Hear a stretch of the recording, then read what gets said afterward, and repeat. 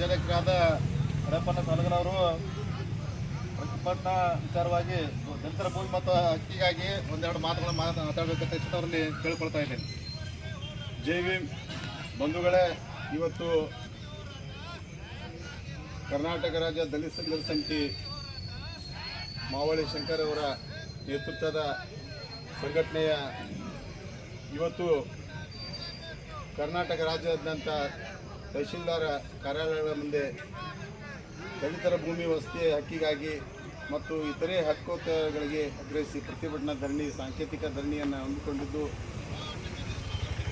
ಬಹಳ ಸೂಕ್ತವಾದ ನಿರ್ಧಾರ, ಸೂಕ್ತವಾದಂಥ ದಲಿತರ ಆಶೋತ್ತರಗಳಿಗೆ ಸ್ಪಂದಿಸುವಂಥ ಈ ಸಂಘಟನೆಗೆ ಮೊದಲು ನಾನು ಭಾಳ ಜೈ ಭೀಮ್ ವಂದನೆಗಳನ್ನ ಹೇಳ್ತಾ, ಬಂಧುಗಳು, ಇವತ್ತಿಗೆ ಸ್ವಾತಂತ್ರ್ಯ ಸಿಕ್ಕು ಸುಮಾರು ವರ್ಷಗಳಾದರೂ ಸಹಿತ ದಲಿತರ ಸ್ಥಿತಿಗತಿ, ಅಸ್ಪೃಶ್ಯತೆ, ದಲಿತರ ಹಕ್ಕುಗಳು ಯಾವುವು ಇನ್ನೂ ಅಪೂರ್ಣವಾಗಿ ಉಳಿದಿದ್ದು ಈ ದೇಶಕ್ಕೆ ಸ್ವಾತಂತ್ರ್ಯ ಏನು 75ನೇ ಸುವರ್ಣ ಮಹೋತ್ಸವ ಆಚರಣೆಯಲ್ಲಿ ಭಾಳ ಒಂದು ಆತಂಕಕಾರಿ ಸುದ್ದಿ ಏನಂದರೆ ದಲಿತರ ಮೇಲೆ ನಿರಂತರ ದೌರ್ಜನ್ಯ, ದಲಿತರ ಹಕ್ಕುಗಳನ್ನು ಕಸಿದುಕೊಳ್ಳುವುದು, ದಲಿತರ ಮಹಿಳೆಯರ ಮೇಲೆ ಅತ್ಯಾಚಾರ, ಇವೆಲ್ಲ ನೋಡಿದ್ರೆ ದೇಶದಲ್ಲಿ ಇನ್ನೂ ನಮಗೆ ಸ್ವಾತಂತ್ರ್ಯ ಸಿಕ್ಕಿಲ್ಲ, ಸಂವಿಧಾನದ ಆಶಯಗಳು ಈಡೇರಿಲ್ಲ.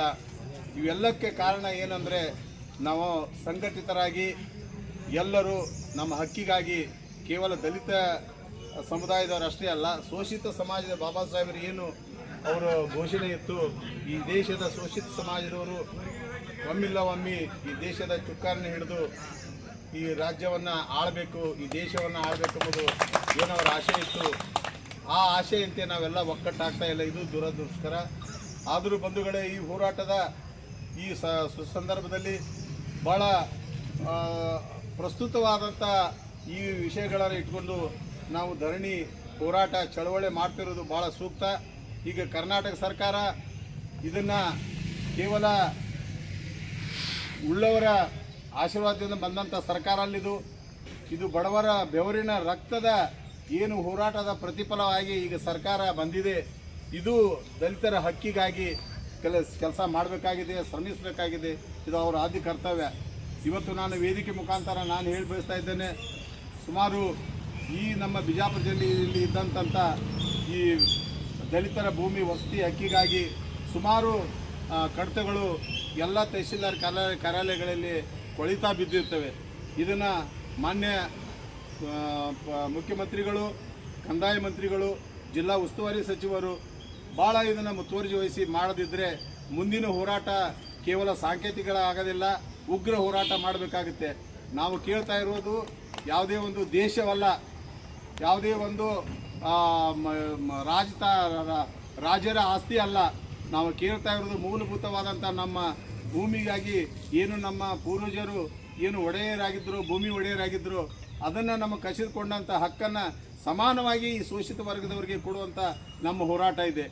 ಯಾವುದೇ ನಾವು ಜಾತಿ ಧರ್ಮ ಇದಕ್ಕೆ ಹೋರಾಟ ಮಾಡ್ತಕ್ಕಾರಲ್ಲ. ಆದರೆ ಈ ನಮ್ಮ ಬೇಡಿಕೆಗಳು ಈಡೇರುತ್ತಿದ್ದರೆ ಒಂದು ವೇಳೆ ನಿರಂತರವಾಗಿ ರಾಜ್ಯಾದ್ಯಂತ ಪ್ರತಿಭಟನೆಗಳು, ಚಳವಳಿಗಳು ಅನಿವಾರ್ಯ. ಈ ಒಂದು ಅನಿವಾರ್ಯತೆಯನ್ನು ಅರಿತು ಮಾನ್ಯ ಮುಖ್ಯಮಂತ್ರಿಗಳು ಇಲ್ಲಿದ್ದಂಥ ಉಸ್ತುವಾರಿ ಸಚಿವರ ಮುಖಾಂತರ ಗಮನ ಹರಿಸಬೇಕು. ಅವರಿಗೆ ಮುಖ್ಯಮಂತ್ರಿಗಳಿಗೆ ಈ ನಮ್ಮ ಸಮಸ್ಯೆಗಳು ಭಾಳ ವಿಶೇಷವಾಗಿ ಉಸ್ತುವಾರಿ ಸಚಿವರ ಕ್ಷೇತ್ರದಲ್ಲಿಯೇ ಸುಮಾರು ಕಡತಗಳಿವೆ, ಅವು ಬಗೆಹರಿಸಲಿಕ್ಕೆ ಇನ್ನೂವರೆಗೆ ಆಗಿಲ್ಲ. ಅವರು ಸಹಿತ 2-3 ಸಲ ಮಾನ್ಯ ಮುಖ್ಯಮಂತ್ರಿಗಳ ಜೊತೆ ಚರ್ಚೆ ಮಾಡಿ ಮಾಡ್ತೇವೆ ಅಂತ ಹೇಳಿದರು, ಅದು ಅಪೂರ್ಣವಾಗಿದೆ. ದಯವಿಟ್ಟು ಮಾನ್ಯ ಉಸ್ತುವಾರಿ ಸಚಿವರು ಈ ಕಡೆ ಗಮನ ಹರಿಸಿ ಈ ಎಲ್ಲ ನಮ್ಮ ಹೋರಾಟಗಳಿಗೆ ಸ್ಪಂದಿಸಿ ಆ ಕೆಲಸ ಮಾಡ್ತಾರಂತೆ ನಮಗೆ ನಂಬಿಕೆ ಇದೆ. ಅದೇ ರೀತಿಯಾಗಿ ನಮ್ಮೆಲ್ಲ ಸಂಘಟನೆಯವರು ಭಾಳ ಒಂದು ಒಳ್ಳೆಯ ರೀತಿಯಿಂದ ಎಲ್ಲ ತಾಲೂಕಾದ್ಯಂತ ಇವತ್ತು ಹೋರಾಟ ಮಾಡ್ತಾರೆ. ನಮ್ಮ ಬಿಜಾಪುರ ಜಿಲ್ಲೆಗೆ ಸೀಮಿತವಾಗಿ ಹೇಳ್ತಾ ಇದ್ದೇನೆ, ಎಲ್ಲರೂ ಕಾರ್ಯಪ್ರವೃತ್ತರಾಗಿ ಕೆಲಸ ಮಾಡ್ತಾ ಇದ್ದಾರೆ. ಭಾಳ ಒಳ್ಳೆಯ ರೀತಿಯಿಂದ ಏನು ನೈಜವಾದಂಥ ಹಾಗೂ ಮೂಲಭೂತವಾದಂಥ ದಲಿತರಿಗೆ ಬೇಕಾದಂಥ ಹಕ್ಕುಗಳಿಗಾಗಿ ಹೋರಾಟ ಮಾಡ್ತಕ್ಕಂಥ ನಮ್ಮ ಸಂಘಟನೆ ಏನು ಮಾವಳಿ ಶಂಕರ್ ಸಾಹೇಬರ ಸಂಘಟನೆ ಇದೆ, ಇದ್ರ ಜೊತೆ ನಾವೆಲ್ಲ ಸದಾ ನಾಗರಿಕರು, ನಮ್ಮೆಲ್ಲ ದಲಿತ ಸಮುದಾಯದವರು ಎಲ್ಲರೂ ಕೂಡಿಕೊಂಡು ಶೋಷಿತ ವರ್ಗದವರು ಎಲ್ಲರೂ ನಿಮಗೆ ಬೆಂಬಲಾಗಿ ನಿಲ್ತೇವೆ. ನಿಮ್ಮ ಹೋರಾಟ ಎಲ್ಲಿವರೆಗೆ ಈ ಗೆಲ್ಲುವವರೆಗೆ ಏನು ಹೋರಾಟ